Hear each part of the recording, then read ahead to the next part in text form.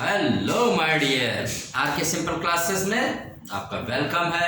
Let us start today CA GS GK की classes. आप अच्छे होंगे, आई होप सो। तो लेट अस स्टार्ट। आज 21 अप्रैल सिविल सेवा दिवस। आज के दिन सिविल सेवा दिवस मनाया जाता है। क्यों मनाया जाता है? क्योंकि आज ही के दिन भारत के जो पहले गृह मंत्री थे श्री सरदार वल्लभ भाई पटेल जी ने 1947 में पहली बार स्वतंत्र देश जो हमारा हुआ था, तो उन्होंने दिल्ली के मेटकाफ हाउस में प्रशासनिक अधिकारियों को संबोधित किया था आज 21 अप्रैल के दिन। ठीक है, तो पहली बार उन्होंने जो हमारे मतलब ये प्रशासनिक अधिकारी थे उनको संबोधन किया था। इन्होंने संबोधन में इन अधिकारियों को, सिविल सर्वेंट्स को क्या कहा था? भारत का स्टील फ्रेम कहा था। भारत का स्टील फ्रेम उन्होंने कहा था। पटेल जी को अखिल भारतीय सेवाओं का जनक कहा जाता है। इसको आप याद रखिएगा। अखिल भारतीय सेवाओं का जनक अगर आएगा तो आप किसको कहेंगे? पटेल जी को। इनको सरदार की उपाधि महिलाओं ने दी थी। याद रखिए किसने दिया था? महिलाओं ने इनको दिया था गुजरात में। अब आइए कुछ और फैक्ट्स इससे जानते हैं। तो सिविल सेवा की नींव जो भारत में रखी गई थी वो किसके द्वारा रखी गई थी? वारेन हेस्टिंग्स के द्वारा। सिविल सेवा की नींव किसने रखी थी? वारेन हेस्टिंग्स ने। लेकिन इसमें सुधार, आधुनिकीकरण, ये सब इतना ज्यादा जो इसमें किया, इसकी वजह से भारत में सिविल सेवा का जनक जो है वो चार्ल्स कॉर्नवालिस को माना जाता है। चार्ल्स कॉर्नवालिस को माना जाता है, ये आप याद रखिए। 1947 से पहले इसको आईसीएस कहा जाता है। आईसीएस का मतलब इंडियन सिविल सर्विसेज। आज तो आईएएस है। भारत की सबसे बड़ा एग्जाम, सिविल सर्विसेज का एग्जाम सबसे बड़ा एग्जाम होता है और सबसे टफ एग्जामों में से भी एक। तो भारत के पहले आईसीएस इन्होंने पास किया था सत्येंद्र नाथ टैगोर जी ने। किसने पास किया? बहुत ही क्वेश्चन आता है कि भारत के पहले आईसीएस कौन थे? सत्येंद्र नाथ टैगोर ने। इसको सुभाष चंद्र बोस जी ने भी पास किया था, लेकिन उन्होंने इसको नौकरी से इस्तीफा दे दिया था। इतना कठिन एग्जाम पास करने के बाद उन्होंने रिजाइन दे दिया भारत की स्वतंत्रता के वास्ते। भारत सरकार 2020 में मिशन कर्मयोगी की शुरुआत की है अखिल भारतीय सेवाओं में दक्षता लाने के लिए, और एक प्लेटफॉर्म शुरू किया गया है, उसका नाम है आई गॉट। ये कर्मयोगी प्लेटफॉर्म जिस पर ये सारी एकीकृत सेवाएं उपलब्ध होती हैं। भारत में पहली महिला अधिकारी जिसने आईएएस पास किया, अन्ना राजम मल्होत्रा, 1951। जानते रहिए अन्ना राजम मल्होत्रा। ये भी महिला का क्वेश्चन जरूर आपके एग्जाम में बनता है। चलिए भाई, तो ये रहा आज के डे के बारे में। इतनी सारी जानकारी, कम से कम हर क्वेश्चन जो भी ऑनलाइन पर है इसमें सब पर आपसे क्वेश्चन 100% बनते हैं। अखिल भारतीय सेवाओं के जनक पटेल जी। भारत में सिविल सेवा की नींव किसने रखी? वारेन हेस्टिंग्स ने। भारत में सिविल सेवा का जनक चार्ल्स कॉर्नवालिस। 1947 से पहले इसे क्या जाना जाता था? आईसीएस। पहले भारत के आईसीएस सत्येंद्र नाथ टैगोर। पहली महिला आईएएस अधिकारी अन्ना राजम मल्होत्रा। और एक चीज ध्यान दीजिएगा कि जो अपने यहाँ आईएएस पास करते हैं तो उनकी ट्रेनिंग लवासना, एक स्थान है मसूरी उत्तराखंड में, वहां पर दी जाती है। आईएएस की ट्रेनिंग कहाँ होती है? लवासना। लोग कभी कभार ताना भी मारते हैं, अरे इतना पढ़ रहे हो लवासना नहीं पहुंच जाओगे। लवासना का मतलब Lal Bahadur Shastri national administrative academy. जानते रहिएगा, Lal Bahadur Shastri national administrative academy कहाँ है? मसूरी में। ये पूछा जाता है। भारतीय प्रशासनिक सेवा अकादमी कहाँ है? यहीं पर पूरे भारत के आईएएस की ट्रेनिंग दी जाती है। अंडरस्टैंड? इसको आप जानते हैं। अब आईएनएक्स, एक दूसरी आईएनएक्स मीडिया धन शोधन मामले में कीर्ति चिदम्बरम, जो पी चिदम्बरम के बेटे हैं, वह अन्य पर 11 करोड़ की संपत्ति प्रवर्तन निदेशालय ने कुर्क की। आईएनएक्स मीडिया एक मीडिया था जिसमें धन शोधन का मामला है, तो आप जानते रहिएगा इसको भी। ठीक है। चिंतन शिविर पूछेगा, चिंतन शिविर किस मंत्रालय द्वारा स्टार्ट किया गया? तो चिंतन शिविर भाई गृह मंत्रालय के द्वारा स्टार्ट किया गया प्रोग्राम है। ये कहाँ किया गया है? तो नई दिल्ली में किया गया है, जिसमें यह कहा गया है कि गृह मंत्रालय ने कहा कि सीमावर्ती क्षेत्रों में बाड़ लगाया जाए जिससे हमारा देश सुरक्षित रहे और वहां पर सड़कों का निर्माण बड़ी तेजी से हो। तो चिंतन शिविर कौन आयोजित करवा रहा है? ये नई दिल्ली में हुआ, होम मिनिस्ट्री के द्वारा। और होम मिनिस्टर आप जाने हैं अमित शाह जी हैं अपने देश के। चिंतन शिविर क्या है भाई? ये गृह मंत्रालय के कामकाज की इसमें समीक्षा की जाती है। पहला जानिए, गृह मंत्रालय की कामकाज की इसमें समीक्षा होती है और साथ ही पीएम मोदी जी का जो विजन 2047 का है उसको पूरा करने की लिए कदम उठाए जाते हैं। सोचा जाता है कि 2047 तक क्या लक्ष्य है भारत का? 2047 तक भारत को विकसित देश बनाना है। ठीक है। और भी बड़े बड़े भारत तो बड़े बड़े लक्ष्य रख रहा है ना, विशाल लक्ष्य। जैसे हम विशाल हो गए हैं वैसे विशाल लक्ष्य अपना बना रहा है। तो चिंतन शिविर जानिए किस मंत्रालय का है ये भाई? ये गृह मंत्रालय, होम मिनिस्ट्री का है। ठीक, ये हो गया। संगठन से समृद्धि, ये ग्रामीण विकास मंत्रालय का एक प्रोग्राम है जो हमारे यहाँ ग्रामीण विकास मंत्रालय श्री मंत्री हैं श्री गिरिराज सिंह ने ये सीमांत ग्रामीण महिलाओं को स्वयं सहायता समूह से जोड़ने की एक पहल है। क्या नाम है उसका? संगठन से समृद्धि। तो जानते हैं महिलाओं के द्वारा चलाया गया प्रोग्राम। महिलाएं जब स्वयं सहायता समूह से जुड़ेगी ना तो वो अपना स्वयं निर्णय लेंगी, आर्थिक मामले में वो ज्यादा अच्छी होंगी। तो जब वो अच्छी होंगी तो देश भी अच्छा होगा। आधी आबादी तो उन्हीं की है भाई। अगर वो पीछे रहेंगी तो हमारा देश ही पीछे रहेगा। अब आज तक तो लड़कियां पीछे कहाँ हैं, आगे ही चल रही हैं। कोई भी एग्जाम हो टॉपर कौन? कोई लड़की ही होगी, देख ही रहे हैं। असम की मां कामाख्या मंदिर बहुत प्रसिद्ध है जहां पर अंबुबाची मेला लगता है। तो वहां पर बनेगा कामाख्या कॉरिडोर। वहां के सीएम ने ये जानकारी दी है, श्री हेमंत बिस्वा शर्मा जी ने। किसकी तर्ज पर? जैसे काशी विश्वनाथ कॉरिडोर बना है, महाकाल कॉरिडोर, मतलब ये तो बन गया है, महाकाल कॉरिडोर निर्माणाधीन है। उसी की तर्ज पर कामाख्या देवी मंदिर में क्या बनेगा भाई? कामाख्या कॉरिडोर बनेगा। क्या है कामाख्या कॉरिडोर? कामाख्या मंदिर तो ये असम की सबसे मशहूर मंदिर है।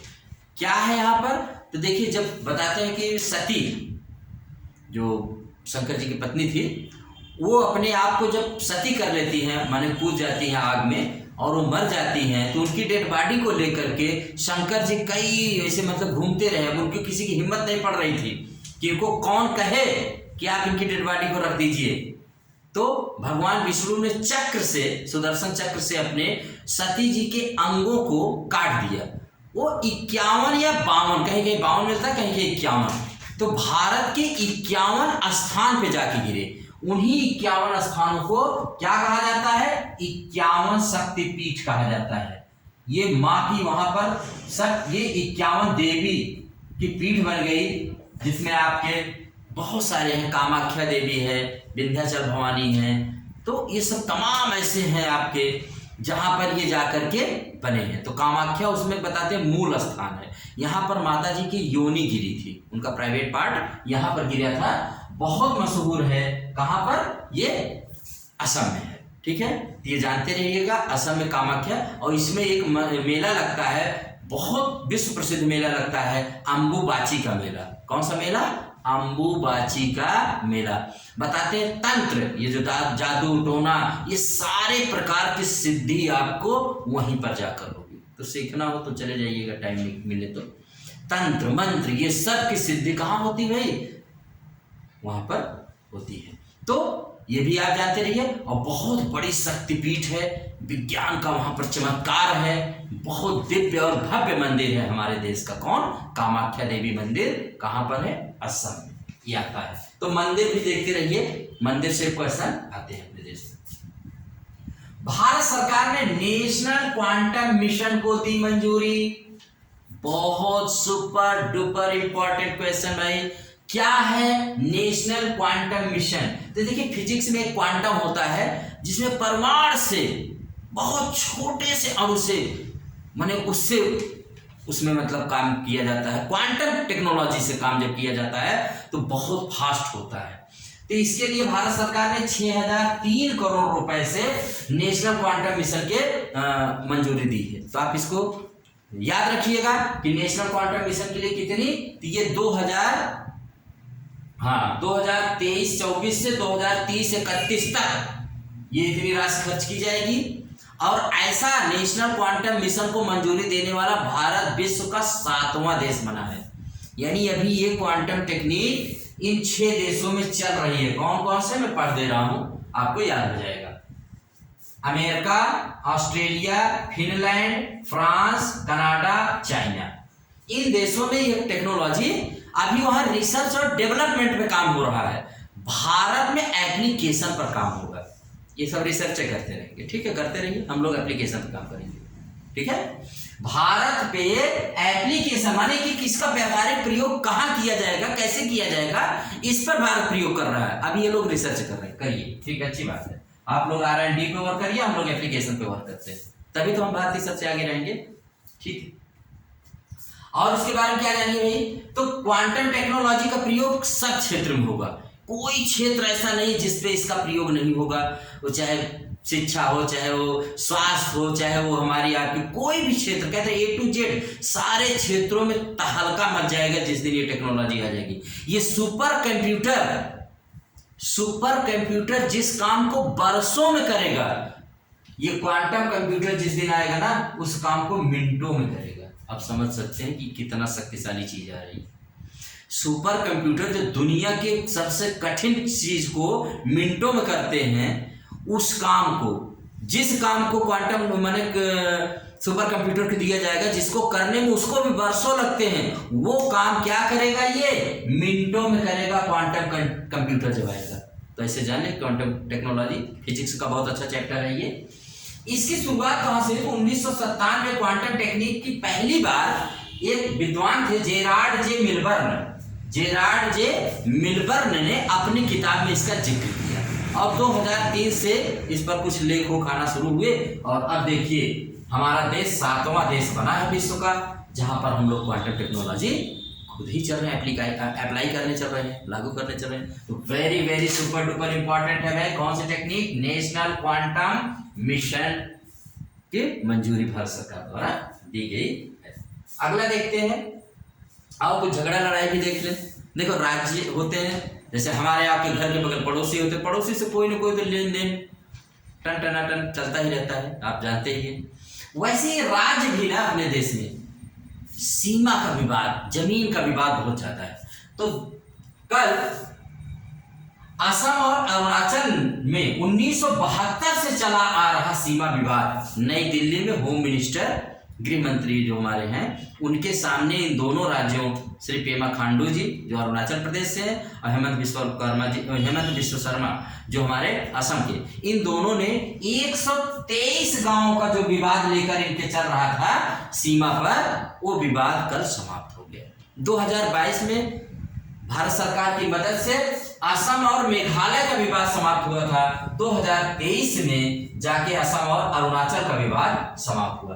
असम और अरुणाचल के बीच में जो सीमा है 804 किलोमीटर लंबी सीमा है। इन दोनों में कुछ गांवों को लेकर के अरुणाचल कहता था ये मेरे हैं और असम कहता था मेरे, यही विवाद है। और क्या होता है, कुछ क्षेत्रों पर वो कहेगा हक अपना जमाएगा और ये कहेंगे आपका नहीं मेरा है, इसी को कहते हैं सीमा विवाद। तो यही विवाद चल रहा था, ये समाप्त। अब चलते हैं असम, और असम से बताते हैं कि कितने राज्य असम से निकल करके बने हैं। हालांकि असम कभी बंगाल का भाग हुआ करता था, जब असम बंगाल से हटा तो असम बना, लेकिन असम से 1963 में नागालैंड बना। जाते रहिएगा, 1963 में कौन सा राज्य? नागालैंड। 1972 में असम के ही भाग से 4 राज्य बने। कौन कौन भाई? ये चारों अपना बर्थडे एक ही डेट में मनाते हैं। कौन सा है भाई? तो मिजोरम, मेघालय, त्रिपुरा, मणिपुर। कौन कौन बने भाई? 1972 में असम से 4 राज्य बने थे। कौन कौन? मिजोरम, मेघालय, त्रिपुरा, मणिपुर। ठीक है। और 1987 में अरुणाचल प्रदेश बना। तो इस प्रकार से इसमें से 6 स्टेट निकल के बने हैं, जो पूर्वोत्तर के 6 स्टेट हैं। कौन कौन से? अरुणाचल प्रदेश तो पहले भी था, लेकिन ये 1987 में ही एक राज्य के रूप में बना है। ये मैं बता दे रहा हूँ। वैसे मैंने अरुणाचल प्रदेश को आपको पढ़ाया हुआ है पूरी हिस्ट्री। इन्हीं असम, नागालैंड, मिजोरम, मेघालय, त्रिपुरा, मणिपुर, अरुणाचल प्रदेश, इन 7 को मिला के 7 सिस्टर कहा जाता है। और ये सब के सब किससे निकल के बने हैं? आपने बताया भी, असम से ही निकल के बने हैं। और असम का लेके विवाद भी इन लोगों के साथ है। तो असम का अरुणाचल से विवाद था, अभी कल ही शांत हो गया। असम को लेकर मेघालय से विवाद था, 2022 में ये विवाद समाप्त हुआ। अभी असम का मिजोरम से और असम का नागालैंड से अभी 2 विवाद चल रहा है। यानी जिससे निकले हैं सबके साथ इनका विवाद चल रहा है।